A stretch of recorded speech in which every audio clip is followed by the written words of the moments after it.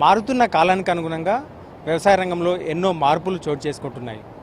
టెక్నాలజీతో పాటు ప్రస్తుతం ఉన్న ఆర్టిఫిషియల్ ఇంటెలిజెన్స్ ఇలాంటి టెక్నాలజీని కూడా వ్యవసాయ రంగానికి అనుసంధానం చేసే ప్రయత్నం జరుగుతోంది. దీంట్లో భాగంగానే తెలంగాణ రాష్ట్ర ప్రభుత్వం రైతు మహోత్సవం అని హుస్నాబాద్లో కార్యక్రమం ఏర్పాటు చేసింది. దీంట్లో రైతులకు క్షేత్రస్థాయిలో పనిముట్లను కావచ్చు వాటన్నిటిని పరిచయం చేసే ప్రయత్నం చేస్తున్నారు. సో దీనికి సంబంధించిన వివరాలు ఈ గ్రౌండ్ రిపోర్ట్లో తెలుసుకుందాం.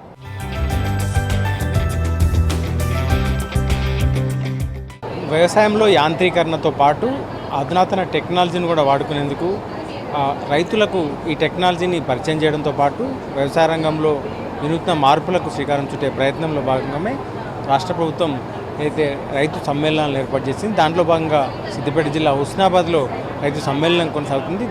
దీంట్లో రైతులు చాలామంది ఈ చుట్టుపక్కల ప్రాంతాల నుంచి కావచ్చు, జిల్లా నలుమూల నుంచి రైతులు వచ్చి ఈ స్టాల్స్ను పరిశీలిస్తున్నారు. సో అట్లాంటి రైతులతో మాట్లాడదాం. ఏం చేస్తుంటారు మీరు? ఎంత పొలం? మాకు ఒక 1 ఎకర్ ఉంది. అది అంటే వ్యవసాయం వరి పండిస్తాం మేము. అయితే ఇక్కడ ఈ రైతు మహోత్సవం అనేది మా ప్రాంతం లోపల, హుస్నాబాద్ ప్రాంతం లోపల నిర్వహించడం అనేది చాలా అభినందనీయం. ఎందుకంటే ఇక్కడ ఇప్పుడే గౌరవలి ప్రాజెక్టు పూర్తి కాబోతున్నది. దీని నీళ్ళు వచ్చిన తర్వాత ఇక్కడ ఉన్న రైతులకు కూడా ఈ అంటే అనేక రకాలుగా రైతు కేంద్రంగా ఇటు పశుసంవర్ధక శాఖ కావచ్చు, లేదా వ్యవసాయం కావచ్చు, కూరగాయలు కావచ్చు, పట్టు పరిశ్రమ కావచ్చు, వీటి మీద అవగాహన కల్పించే ఒక కార్యక్రమాన్ని సైంటిస్టులతో నిర్వహించడం అనేది నిజంగా అభినందనీయం. బాగున్నాయి. ఇక్కడ 134 దాదాపుగా 134 స్టాల్స్ ఉన్నాయి. ఒకటేమో పాలకు సంబంధించింది, పాల ఉత్పత్తిదారులకు సంబంధించింది, తర్వాత పట్టు పరిశ్రమకు సంబంధించింది, తర్వాత పశుసంవర్ధకకు సంబంధించింది, చేనేత వస్త్రాలకు సంబంధించింది, అనేక చేతి వృత్తులకు సంబంధించినవి కూడా ఇక్కడ వాటిపైన అవగాహన కల్పిస్తుండ్రు. చాలా బాగున్నది ఇది. ఇవన్నీ ఇంతకుముందు రాజేంద్ర నగర్లోనే పెట్టేది, లేకపోతే ఇంతకుముందు జిల్లాలో పెట్టేది, కానీ ఇప్పుడు ఈరోజు మండల స్థాయిలో పెట్టారు కాబట్టి చాలా బాగున్నది. అన్ని వ్యవసాయ యంత్రాలు ఇంకా ప్రజల్లోకి చొచ్చుకుపోయి విలేజ్లలోకి వస్తేనే వ్యవసాయాలు నడుస్తాయి. కానీ మనుషులతో చేయడం అనేది కొంచెం ఇబ్బందికరమైంది. ఎంత మిషన్లో ఇంప్లిమెంట్స్ పెడితే అంత అయితే మనుషులతో చేయడం అనేది కొంచెం ఇబ్బందికరంగానే ఉన్నది. ఇంకా మిషన్లు పెంచాలి. ఒక్కొక్క రైతు దాదాపు 20 నుంచి 30, 40, 50 ఎకరాలు కూడా కల్టివేట్ చేస్తున్నారు. దీనికి అంతటికి మూల కారణం మనకేంది అంటే యాంత్రీకరణ. వ్యవసాయంలో ఆధునిక పద్ధతులు అవలంబించడం వల్ల ఈ ఆధునిక పద్ధతులను మన హుస్నాబాద్ ప్రాంతంలో ఉన్న రైతులకు తీసుకొని రావడము, రైతులకు అవగాహన కల్పించడము చాలా శుభసూచకం. రెగ్యులర్గా వేసే పంటలకు భిన్నంగా వేసేందుకు చాలామంది ఇప్పుడు పామాయిల్ దిశగా ప్రభుత్వం ఎంకరేజ్ చేస్తుంది. దాంతోపాటు చాలామంది రైతులు కూడా పామాయిల్ పండించేందుకు ఆసక్తి కనబరుస్తున్నారు. సో ఈ రైతు మహోత్సవంలో పామాయిల్ స్టాల్ వద్ద ఉన్నాం. ఇక్కడ వీరు దీని గురించి, ఈ స్టాల్ గురించి, పామాయిల్ గురించి తెలుసుకునే ప్రయత్నం చేద్దాం. మనకి రైతు మహోత్సవంలో భాగంగా మనం ఈ స్టాల్ని ఇక్కడ అరేంజ్ చేయడం జరిగింది తెలంగాణ ఆయిల్ ఫీడ్ కార్పొరేషన్ నుండి. మనకు ముఖ్యంగా వచ్చేసి గత 4 సంవత్సరాలకు ముందు మన సిద్దిపేట జిల్లాలో కానీ, కరీంనగర్ జిల్లాలో కానీ అసలు ఆయిల్ పామ్ ప్లాంటేషన్ అనేది క్రాప్ లేదు. మనం 2021 జూన్లో మనం ఈ జిల్లాలో ప్లాంటేషన్ స్టార్ట్ చేశాము. అప్పటి నుండి ఇప్పటి వరకు మనకు జిల్లాలో దాదాపు 12,500 ఎకరాల వరకు మనం ఆయిల్ ఫీడ్ సాగు చేస్తున్నాం సిద్దిపేట జిల్లాలో. మనకు అదేవిధంగా ఈ రైతులకి ఈ ఆయిల్ ఫీడ్లో వచ్చిన గిలలను కూడా మన ఆయిల్ ఫీడ్ కార్పొరేషనే కొంటుంది. దాన్ని కూడా మనకు వచ్చేసి మన నంగనూరు మండలం నర్మేటలో దాదాపు 300 కోట్లతో ఒక ఫ్యాక్టరీ కూడా లేటెస్ట్ టెక్నాలజీతో, మలేషియన్ టెక్నాలజీతో ఫ్యాక్టరీ కూడా స్టార్ట్ అయింది. నెక్స్ట్ ఆగస్టు 15 కల్లా ఫ్యాక్టరీ కూడా రెడీ అవ్వబోతుంది. ఇప్పుడు మనకు వచ్చేసి దీని ద్వారా ఏంటంటే మనకు ఫ్యాక్టరీలో క్రషింగ్ చేసిన తర్వాత క్రూడ్ పామ్ ఆయిల్ వస్తుంది. క్రూడ్ పామ్ ఆయిల్ని మనం రిఫైన్ చేసి రిఫైనరీ పామ్ ఆయిల్, దాని నెక్స్ట్ వచ్చేసి ఆయిల్ అనేది రావడం జరుగుతుంది. మనకు వచ్చేసి దాదాపు 9 రకాల బై ప్రోడక్ట్స్ అనేది మనం ఇక్కడ చూడొచ్చు. కెర్నల్ ఆయిల్ అంటాం. ఇది ఒక బై ప్రోడక్ట్ కెర్నల్ ఆయిల్.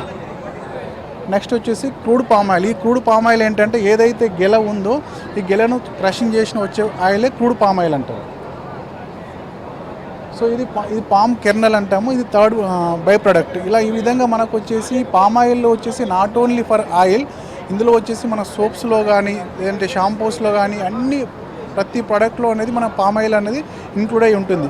కాబట్టి దీనికి మార్కెట్లో మంచి డిమాండ్ ఉన్నది. మనం విదేశాల నుంచి దీన్ని ఇంపోర్ట్ చేసుకుంటున్నాం. వచ్చేసి మగ పుష్పం ఏంటంటే ఇది వచ్చేసి ఆడపుష్పం. మనకేంటంటే పాలినేషన్ అనేది వివిల్స్ ఉంటాయి అన్నమాట. మన బియ్యం పురుగు లాగా చిన్న పురుగు ఉంటుంది, వీటిని మనం వివిల్స్ అంటాము. ఈ మగ పుష్పం నుంచి ఆడపుష్పంకి పాలినేషన్ అయిన తర్వాత మనకి గెలలు రావడం అనేది జరుగుతుంది. సో ప్రతి చెట్టు మీద మేల్ ఫ్లవర్ ఉంటుంది, ఫీమేల్ ఫ్లవర్ ఉంటుంది. ఇది పాలినేషన్లో మనకి తర్వాత గెలలు రావడం అనేది జరుగుతుంది. ఈ పంటే నయము. ఇది ఎందుకు పెట్టవలసి వచ్చిందంటే కోతులు నష్టం చేయి, వీటిని ఉడతలు నష్టం చేయి, ఎలుగుబంట్లు నష్టం చేయి, పందులు నష్టం చేయి. అందుకని దీన్ని ఎంచుకోవాల్సి వచ్చింది. ఏది ఈ పంటను. ఇప్పుడు పామ్ ఆయిల్ని ఎంచుకోవడానికి దొంగలు ఎత్తుకపోరు. మార్కెట్ మంచిగా ఉన్నది. ఒక డ్రిప్ సంబంధించిన ఒక కంపెనీ ఉంది ఇక్కడ.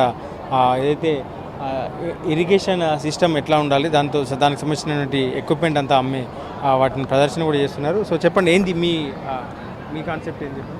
రైతు సోదరులకి నమస్కారం. మాది జైన్ డ్రిప్ ఇరిగేషన్ సిస్టమ్ అండి. నేను చాలా సంవత్సరాల నుండి రైతులకి డ్రిప్ ఇరిగేషన్ ద్వారా చాలా ఈజీ పద్ధతిలో తక్కువ నీటితో తక్కువ ఖర్చుతో పంటలు పండించడానికి మేము ప్రయత్నాలు చేస్తున్నాం. మేము గవర్నమెంట్ ద్వారా సబ్సిడీ స్కీమ్లు కూడా చేస్తున్నామండి. ఈరోజు మన కిసాన్ మేళాలో మేము లైవ్ డెమో పెట్టడం జరిగింది రైతులకు అవగాహన కొరకు. ఇందులో భాగంగా ఇది మన మామిడి చెట్లకి మనం డ్రిప్పర్ ద్వారా నీళ్లు పంపించడం. మనకి డ్రిప్పర్ ఒక్కటి వచ్చేసి 8 LPS డ్రిప్పరు. ఇక ఒక 1 అవర్కి ఒక 8 లీటర్స్ పోస్తుంది. అది వచ్చేసి ఆయిల్ పంప్ చెట్టు సార్. ఇది ఆయిల్ పంప్ చెట్టుకి వచ్చేసి జెట్స్ ఉంటాయి. జెట్స్ వచ్చేసి అవి 40 లీటర్స్ పోస్తాయి. దానికి అంటే ఆయిల్ పంప్ చెట్టుకి సరిపడా నీళ్ళు అవే ఇస్తాయండి. ఈ సిస్టమ్ ద్వారా మేము మన ఫెర్టిగేషన్ సిస్టమ్ అండి, ఇది ఫిల్టరేషన్ సిస్టమ్. దీని ద్వారా ఇది గూమర్ అది ఉంది కదా సార్, అందులో మనకి ఫిల్టర్ అనేది డస్ట్ ఉంటే ఫిల్టర్ అయిపోతుంది. ఒక ఎకరాకి ఎంత కాస్ట్ అయింది? ఇదా సార్, అంటే ఇప్పుడు ఆయిల్ ఫామ్ వచ్చేసి గవర్నమెంట్ సబ్సిడీ ఇవ్వడం జరుగుతుంది. అంటే మన రైతులకి ఇప్పుడు 90% సబ్సిడీ ఉంది. SC STలకి అయితే 100% సబ్సిడీ ఉంది. సబ్సిడీ స్కీమ్ని చేయడం జరుగుతుంది. సో ఈ మధ్యకాలంలో వ్యవసాయంలో డ్రోన్స్ అనేది రెగ్యులర్గా వినిపిస్తున్నమాట. సో డ్రోన్స్ కూడా ఇక్కడ స్టాల్స్లో కనిపిస్తూ ఉన్నాయి. సో వీటి గురించి చెప్పండి, ఏమంటున్నారంటే డ్రోన్స్ గురించి ఈ స్టాల్స్లో ఎట్లా చెప్తున్నారు? సో రైతులు ఎట్లాంటి డౌట్స్ అడుగుతున్నారు? ఫార్మర్ చేసే ప్రతి పని ఈ డ్రోన్ అనేది చేస్తుందన్నమాట.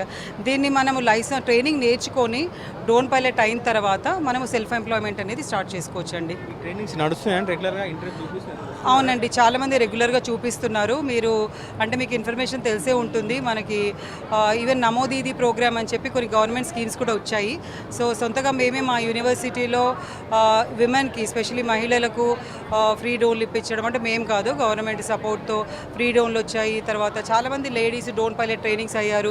ఉత్తరప్రదేశ్ నుంచి వచ్చారు, బీహార్ నుంచి వచ్చారు.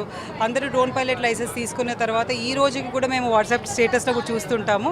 వాళ్ళు ఒక వ్యవసాయం నెలకి ఎంత కాదన్నా 1,00,000 వరకు సంపాదిస్తున్నారండి. స్టాల్స్ చూడొచ్చు, ఎక్కడికక్కడ రెగ్యులర్గా కనిపించే డ్రోన్స్తో పాటు భారీ డ్రోన్స్ కూడా కనిపిస్తున్నాయి. దాంతోపాటు ఒకవైపు డ్రోన్స్, మరోవైపు అటానమస్గా నడిచే వెహికల్స్ కూడా కనిపిస్తున్నాయి. ఇటు చూడొచ్చు, ఇటు మనం ఇది తనంతట తానుగా మొత్తం పొలమంతా కలియదిరిగేందుకు ఒక ఎలక్ట్రిక్ ట్రాక్టర్. ఇది జనరల్గా వ్యవసాయ రంగంలో ట్రాక్టర్లు రావడమే కొంత యాంత్రీకరణతో పాటు కూలీల కొరతను తగ్గించింది. కానీ ఇప్పుడు ఇంకా అడ్వాన్స్డ్ టెక్నాలజీగా మొత్తం అటానమస్గా తన సెట్ చేసి పెడితే రిమోట్ ద్వారా ఆపరేట్ చేసుకోవడం కావచ్చు, మిగతా పొలంలో చేసే కార్యక్రమాలన్నింటి మందు చల్లడం కావచ్చు, వీటన్నిటిని కలుపు తీయడం కావచ్చు, వీటన్నిటిని చేసేందుకు ఒక ఎలక్ట్రిక్ ట్రాక్టర్. ఇది వాటర్ స్ప్రేయర్ వచ్చేసి మనకు 200 లీటర్స్. అలాగే వీడింగ్ చేసుకోవచ్చు. మ్యాంగో ఫీల్డ్లోని చెట్టు చుట్టూరా దగ్గరలోకి వెళ్ళి చేసుకునేలా మనకు ఉపయోగం ఉంటుంది. ఆల్రెడీ మార్కెట్లో ఉన్నాయి, మార్కెట్లో ఉంది. మేము ఆల్రెడీ ఇక్కడ సిద్దిపేటలో 1000 ఎకర్స్ వరకు సర్వీస్ ఇచ్చినాం. ఇది బూమ్ స్ప్రేయర్ అంటారు సార్. పందిర్లలో కాకర, బీర లాంటి మన సొరకాయ ఇలాంటి పంటల్లోకి చాలా ఉపయోగపడుతుంది. 90 డిగ్రీస్ ఇటు 90 డిగ్రీస్ ఇటు 180 డిగ్రీస్కి స్ప్రేయర్ అనేది చాలా బాగా వస్తుంది సార్. ఇది 30 లీటర్స్ డ్రోన్ సార్. ఇది 30 లీటర్స్ కెపాసిటీ డ్రోన్ సార్. ఎట్లా ఉంటుంది దీని అంతా ఖర్చు ఎట్లా ఉంటుంది, దీంతో ఎట్లా పని ఉంటుంది? దీని కాస్ట్ వచ్చేసి 5,50,000 ఉంది సార్. 1 బ్యాటరీ వస్తుంది, 1 ఛార్జర్ సార్.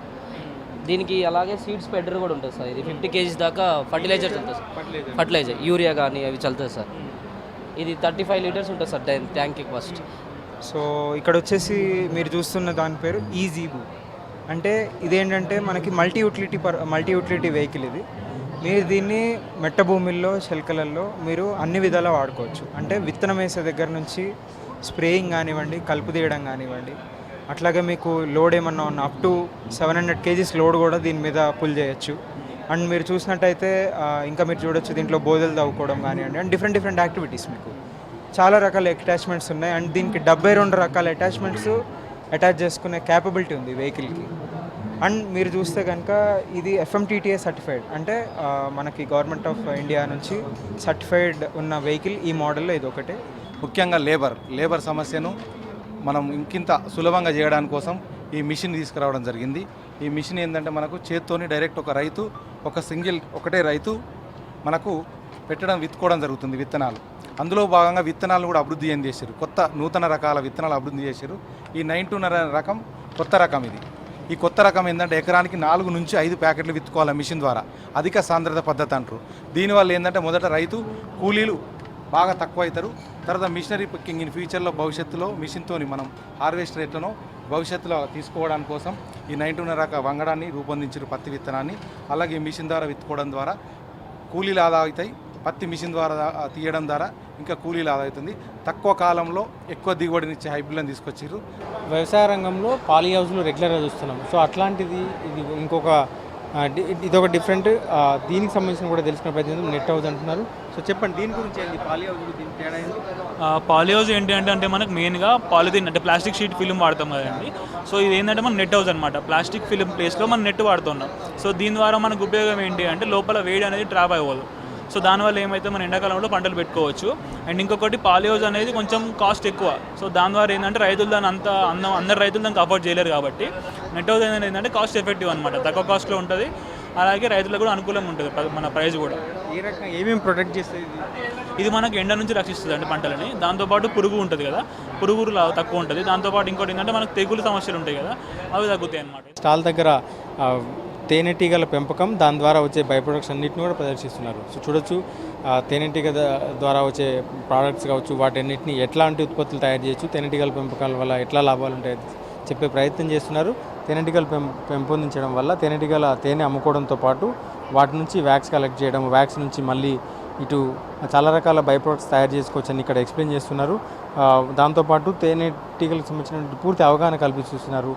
వ్యవసాయంతో పాటు కోళ్ల పెంపకం ద్వారా రైతులు అదనపు లాభాలు పొందడం కావచ్చు, వీటన్నిటిపైన కూడా రైతు మహోత్సవంలో కొన్ని స్టాల్స్ ఎక్స్ప్లెయిన్ చేస్తున్నారు. చాలామంది యువత కూడా వ్యవసాయం వైపు మళ్ళడం, దాంతోపాటు కోళ్ల పెంపకం వైపు మళ్ళిన వారికి సంబంధించిన స్టాల్ ఇది. సో చెప్పండి ఏం చేస్తారు మీరు ఈ స్టాల్ ద్వారా, ఏం చెప్పబోతున్నారు? పౌష్టికాహారం తీసుకోవాలనుకుంటే గుడ్డు ద్వారా మంచి పౌష్టికాహారం తీసుకోవచ్చు. నార్మల్గా మహిళలు ఇంట్లో 10 కానీ 20 కానీ కోళ్ళు పెంచుకున్నట్లయితే వాళ్ళ పిల్లలకు మంచి పౌష్టికాహారం అనేది లభిస్తుంది. అదేవిధంగా వాటిని అమ్ముకోవడం ద్వారా నాటుకోడ అనేది ప్రస్తుతం దాదాపు 450 నుండి 500 రూపాయల దాకా కేజీకి ఉన్నది. దీని ద్వారా కూడా వాళ్ళు చిన్న మొత్తాలలో ఆదాయాన్ని సమకూర్చుకోవచ్చు. ఫిషరీ డిపార్ట్మెంట్ సార్ మాది.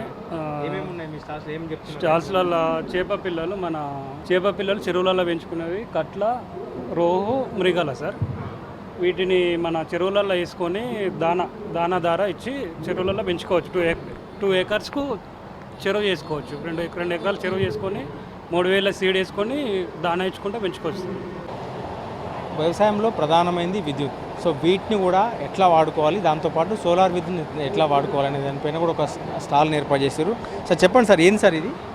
సార్ దీనికి విండ్ టర్బైన్స్ అంటారండి. ఇది విండ్ టర్బైన్స్ పర్పస్ ఏంటంటే మన సోలార్ ఎనర్జీ ఎలా అయితే ప్రొడ్యూస్ అవుతుందో విండ్ టర్బైన్స్ కూడా అలాగే బై యూజింగ్ దిస్ విండ్ దీని టర్బైన్స్ ఉంటాయండి. టర్బైన్స్ వచ్చేసి మామూలుగా కనెక్ట్ అయ్యేసి దీనికి అరౌండ్ ఒక per day 3 to 4 units generate అవుతుందండి ఈ సెటప్ ఆఫ్ యూనిట్స్తో. సో ఇది మార్నింగ్ అవర్స్ కానీ ఈవినింగ్ అవర్స్లో పవర్ జనరేషన్ ఎక్కువ అవుతుంది, ఎందుకంటే విండ్స్ అనేది ఎక్కువ ఉంటాయి కాబట్టి. సుమారుగా 179 అప్లికేషన్స్ వచ్చాయి మన సిద్దిపేట జిల్లాకి. Out of that 49 EMD paid. So 49 మంది as of no EMD paid and LOIs also issue చేయడం జరిగింది. ఇది రైతు మహోత్సవంలో వ్యవసాయానికి సంబంధించినటువంటి పనిముట్లను, దాంతోపాటు వ్యవసాయ అనుబంధకు సంబంధించిన పనిముట్లను కూడా ప్రదర్శిస్తున్నారు. చాలామంది రైతులకు ఉపయోగపడే ఎన్నో అంశాలను ఇక్కడ రైతులకు ఎక్స్ప్లెయిన్ చేస్తున్నారు. సో దీంతో రైతులు కూడా చాలా జిల్లాలోని నలుమూలల నుంచి కూడా ఇక్కడికి వచ్చి రైతు మహోత్సవంలో పలు అంశాలను తెలుసుకునే ప్రయత్నం చేస్తున్నారు. వీటిని తమ వ్యవసాయంలో ఉపయోగించుకునే ప్రయత్నం కూడా చేస్తున్నారు. కెమెరామెన్ రాజుతో శ్రీధర్, డిస్క్ న్యూస్, హుస్నాబాద్ నుండి.